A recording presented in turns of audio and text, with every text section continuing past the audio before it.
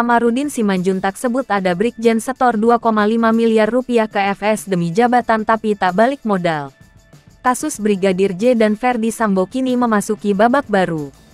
Apalagi selain pembunuhan, Ferdy Sambo bisa terkena kasus baru yakni korupsi karena diduga berusaha menyuap Lembaga Perlindungan Saksi dan Korban (LPSK). Pengacara keluarga Brigadir J, Kamarudin Simanjuntak kembali menguak cerita baru kasus kliennya.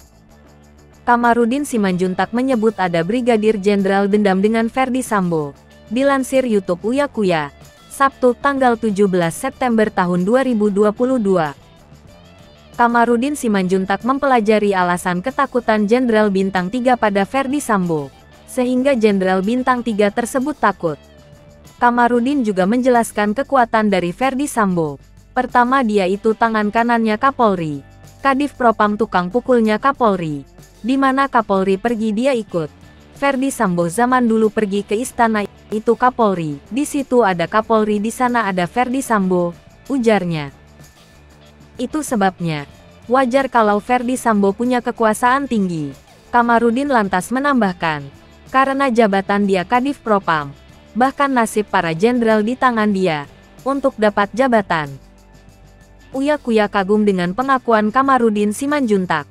Lantas, Kamarudin menyinggung soal adanya Brigjen polisi yang berterima kasih padanya karena telah membayarkan kekesalannya pada Ferdy Sambo melalui keberanian kuasa hukum Brigadir J itu. Dikira Kamarudin Simanjuntak Brigadir Jenderal tersebut bercanda. Setelah membayar 2,5 miliar rupiah, Brigadir Jenderal tersebut mendapatkan jabatan. Tetapi jabatan yang dijanjikan atau kedudukan tidak diberikan sehingga tidak balik modal. Akhirnya dia merasa menderita. Informasinya ke FS.